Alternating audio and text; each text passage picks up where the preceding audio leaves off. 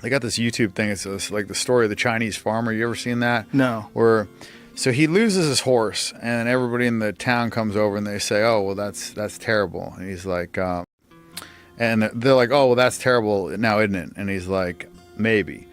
And then the next day, 7 wild horses come back, and they all come over and they say, "Oh, well, that's great." And he says, "Well, maybe."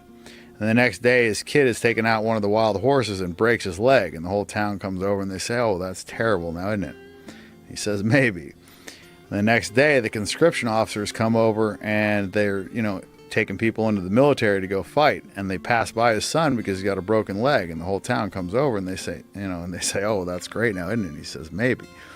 And the point of it is that you never really know if something is bad or good because you don't know how that's going to affect the rest of your life. Like,